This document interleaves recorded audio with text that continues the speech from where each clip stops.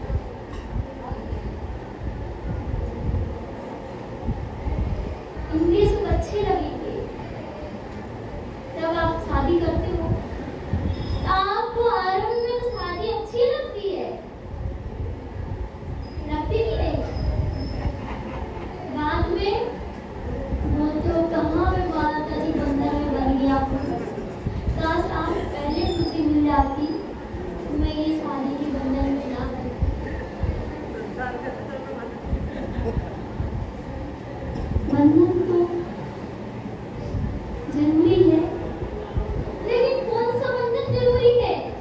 संयम रूपी बंधन। आपको मालूम है, जब गाड़ी चलती है उसमें ब्रेक ना लगाएं, क्या होगा? ये गाड़ी फिसल जाएगी। उसी प्रकार हम अपने जीवन में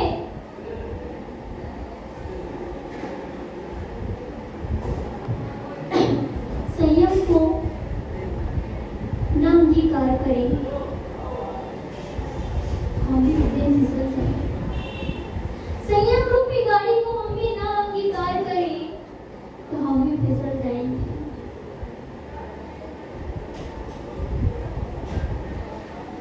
आप लोग कहते हो आजादी जरूरी है, आजादी जरूरी है, आजाद रहना चाहिए। एक भक्त आया मीराज के पास,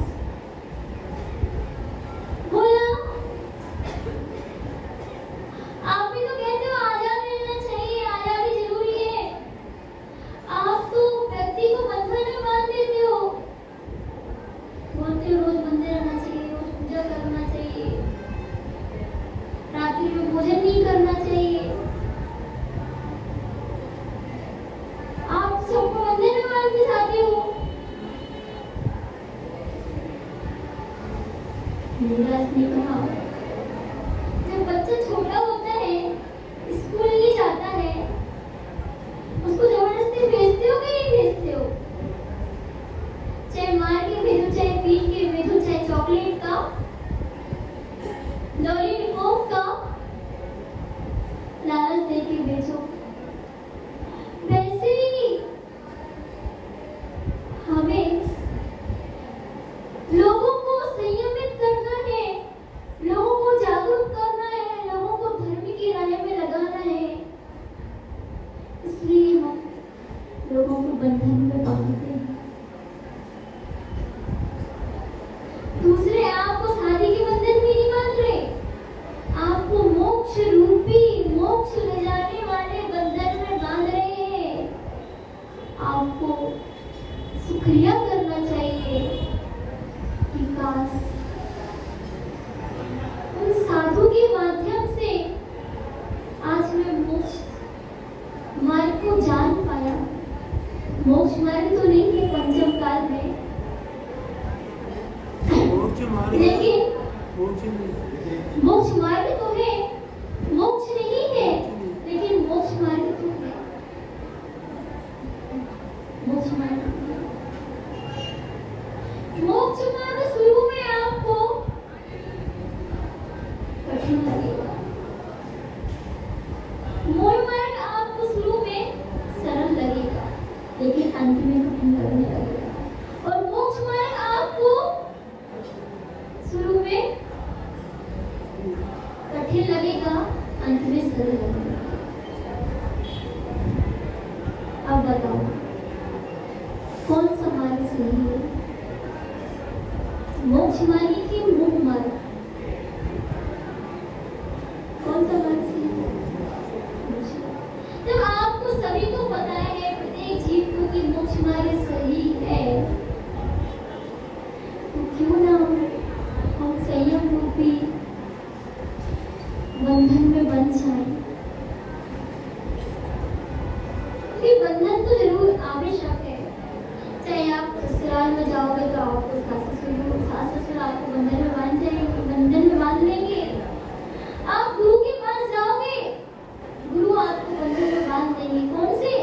नियम बंधन। अब आप बोलोगे माता जी आप इतना नहीं बोला करो शिष्यों को, महाराज जी आप इतने शिष्यों को नहीं बोला करो। अरे भैया आप अपने बच्चों को बोलते हो कि नहीं बोलते हो? सिखाने के लिए बोलते हो कि नहीं बोलते हो? वैसे ही गुरु अपने शिष्यों को सिखाने के लिए, मोक्ष मार्ग में प्रवेश दिलाने के लिए उनको सही शिक्षा देते हैं। एक बार मुंबई की घटना है, रियल घटना है। वो माता जी बोलती थी, वो जो दोनों बोले हैं राम लक्ष्मण, बोलती थी राम लक्ष्मण आ गए है ना, राम लक्ष्मण वो इधर आए भी थे, हम लोग दर्शन करने से आए, दर्शन करने के लिए इतने दूर से मुंबई से आए थे। क्यों? क्योंकि उनको श्रद्धान था, हमने उनको संयम में लगा दिया था। किसी किसी को तो गुस्सा आता है, कहाँ माता जी ने नियम दे दिया, और किसी किसी को तो इतनी खुशी होती है कि माता जी के प्रभाव से आज मैं इतना ऊपर हो गया। सोचो फ्लाइट से इतने दूर से 10,000 रुपये आने का, 10,000 रुपये जाने का, माता दर्शन की निर्लोकता के कारण 20,000 रुपये एक दिन में खर्च हो गया। क्यों? क्योंकि माता जी ने मुझे संयोग में लगाया है। वहां पैसे की कीमत नहीं रहती, वहां संयम की कीमत। पहली बार उनके आहार हुए किसी साधु संत के, तो वो मेरे हुए थे। पहली बार देखो, मुंबई में बड़े बड़ी सिटियां रहती है, दूर दूर घर रहते हैं। उन्होंने कहा माता जी आप इतने दूर आ पाओगे? देखो जहाँ भक्ति की श्रद्धा दिखती है, वहाँ माता जी महाराज जी 1 किलोमीटर में 5 किलोमीटर चल के भक्तों के घर जाते हैं आहार करने। हमने कहा आप बिल्कुल टेंशन नहीं लो, आपके घर 3 किलोमीटर है, 10 उस टाइम तो हम लोग लिफ्ट का भी त्याग था, लिफ्ट का भी त्याग था। चतुर्मास में 10वीं मंजिल में 4 किलोमीटर चल के गए और 10वीं मंजिल में आहार किए। और पहली बार, क्योंकि दूर था उनका घर, तो कोई साधु उनके यहाँ जाता नहीं था, और इतना साधु समागम मुंबई वालों को तब मिल भी नहीं पाता है, क्योंकि दूर दूर घर रहते हैं। तो पहली बार उनको साधु समागम मिला, और पहली बार में हमने बोला कि आपके इतने अच्छे संस्कार हैं, बस एक कमी है, आप सैटरडे और संडे को अभिषेक का नियम ले लो। उन्होंने सैटरडे और संडे को अभिषेक का नियम लिया, दोनों भाइयों ने। दोनों मतलब राम लक्ष्मण ऐसे लगते थे, और पत्नी सीता जैसी। तो दोनों ने नियम लिया। आज दोनों लोग रोज अभिषेक, और इतने घुल मिल गए, इतना अच्छा लगने लगा उनको अभिषेक करना कि बोले माता जी अगर हम अभिषेक करने ना जाए तो मैं अच्छा ही नहीं लगता। रोज भगवान का अभिषेक करने जाने लगे।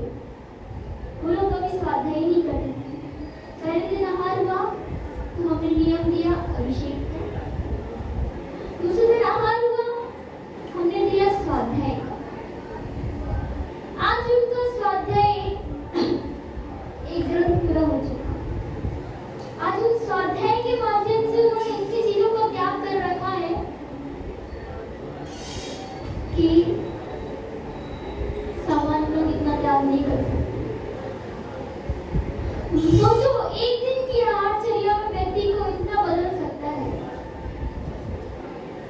तो आज जब भी हम कहीं भी होते हैं, हम लोग दर्शन करने के लिए आते हैं। क्यों? माता जी ने संयम में लगाया।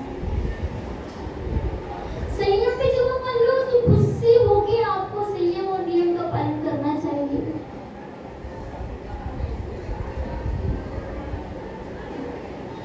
लोग स्पर्श इंद्रिय के वशीभूत होकर, हाथी स्पर्श इंद्रिय के वशीभूत होकर क्या करता है? हथनी की तरफ दौड़ता है और गड्ढे में गिर जाता है। एक बात बताओ, जब आप 5 इंद्रियों की रक्षा करते हो, पंचेंद्रिय जीवों की रक्षा करते हो, तो आप अपने स्वयं की रक्षा क्यों नहीं करते हो? पूर्णमती माता जी ने उत्तर दिया है कि व्यक्ति पंचेंद्रियों की रक्षा कर रहा है, पंचेंद्रिय जीवों की रक्षा कर रहा है, लेकिन वो स्वयं की रक्षा नहीं कर रहा। स्वयं की रक्षा कैसे नहीं कर रहा है? कैसे नहीं कर रहा है? ना वो व्रत ले रहा है सही ढंग से, बिना व्रतों के जीना क्या जीना?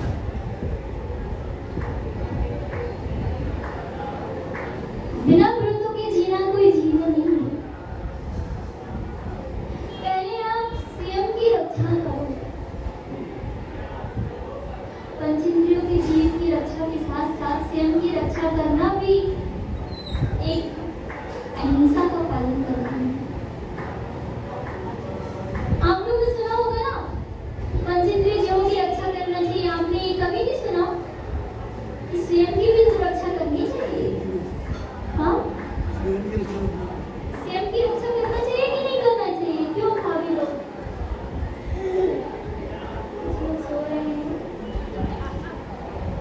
लोग जाग रहे हैं, कुछ लोग पूजा कर रहे हैं। किसकी रक्षा करना चाहिए? हाँ, स्वयं की रक्षा करना चाहिए। स्वयं की रक्षा कर पाओगे तब आप दूसरे जीव की रक्षा कर पाओगे, तब आप दूसरों को संयम में लगा पाओगे। अपने बेटे को तभी संयम में लगा पाओगे ना जब आप खुद संयम में होगे। माँ जब खुद पढ़ी लिखी होती है तभी बच्चे को पढ़ा पाती है। क्यों? माँ जब मंदिर आती तभी बच्चे को मंदिर लाएगी कि नहीं लाएगी? तो खुद ही मंदिर नहीं आती आजकल की माँ, बच्चे कहाँ से बच्चों को चलो पाठशाला के संस्कार दिए जा रहे हैं तो आ जाते हैं, लेकिन हम बच्चों से कहते हैं कि बच्चों अपने माता पिता से जाके बोलो कि माता जी ने कहा है मंदिर आओ। आजकल छोटे छोटे बच्चे माता पिता को सिखाते हैं कि मम्मी मंदिर चलो। उल्टा जमाना है।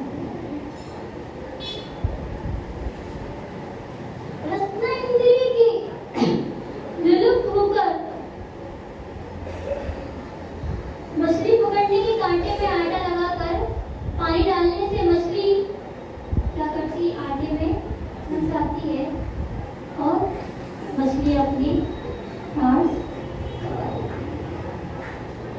चक्षुन्द्रिय के वशीभूत होकर पतंगा सुनहरी धूप में दीपक की लौ पर आकर अपने प्राण गंवा देती। घ्राण इंद्रिय के वशीभूत होकर गंधे लोलों को भ्रमर गंदे पान में इतना आसक्त हो जाता है कि वह भूल ही जाता है कि पंखुड़ी बंद होने के बाद दिन ढलता है या फिर वो खा जाता है और वो उसी में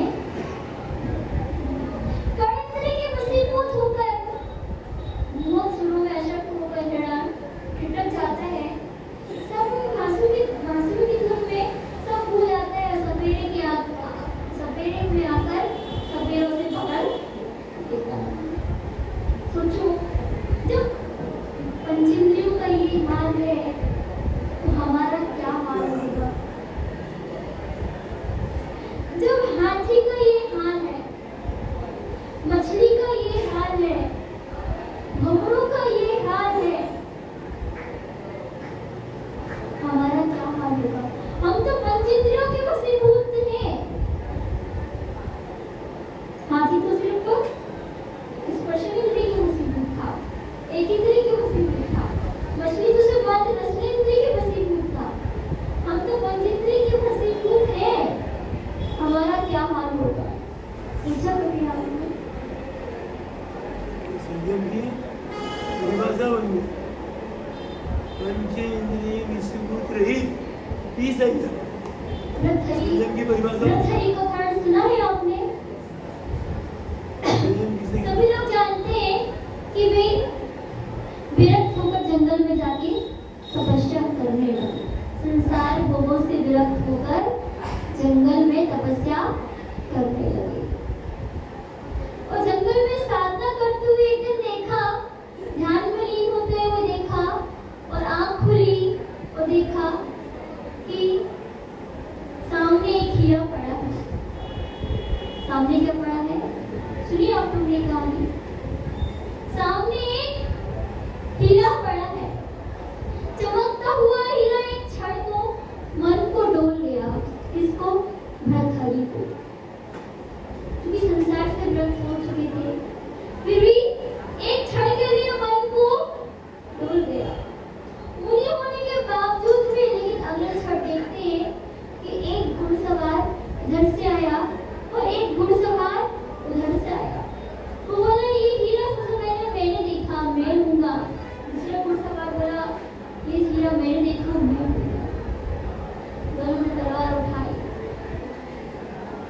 एक दूसरे को चीज हो गए, वो गिरा वहीं का वहीं पड़ा हुआ। वैसे आप लोगों की दशा है भैया, आप लोग जिस धन दौलत की चाह में अपने भाइयों से क्या कर लेते हो, कसाई कर लेते हो, लड़ाई करते हो। वो धन दौलत यही छूट की जाने वाली है, धन दौलत यही छूट की जाने वाली है। तो भ्रतहरि ने देखा, अगर मैं भी इसकी जगह होती तो मेरा भी यही हाल होता। उन्हें उनको विरक्ति हुई और उन्हें अपने ज्ञान में प्रवेश हुए और केवल ज्ञान की प्राप्ति हुई। वैसे हम सब मनुष्यों को संसार में अगर व्रत होना है तो अपने भाइयों से लड़ाई झगड़ा मत करो, धन दौलत की लालच में, क्योंकि भूत के समान होता है। भविष्य किसी ने देखा नहीं तो वर्तमान के समान होता है। भविष्य आपने देखा, कल क्या आपकी मृत्यु हो जाए।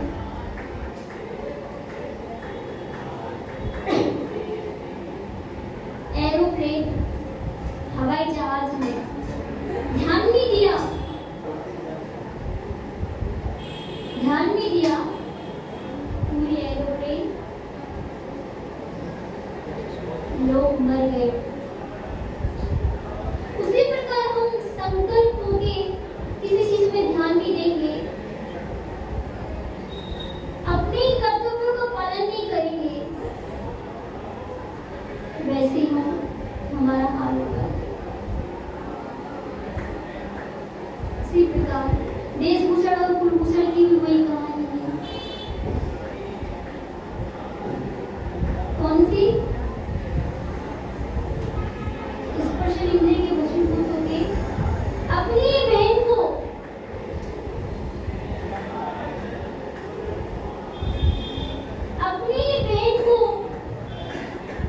नहीं जान पाई कि मेरी बहन है, और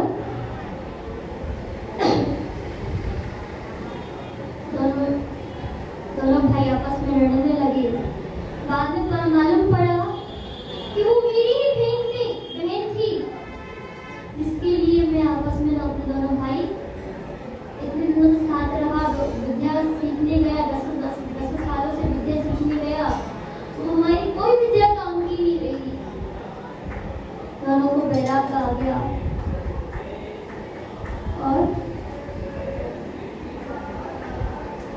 तपस्या में लीन हुए। कहाँ पे? कुंथल।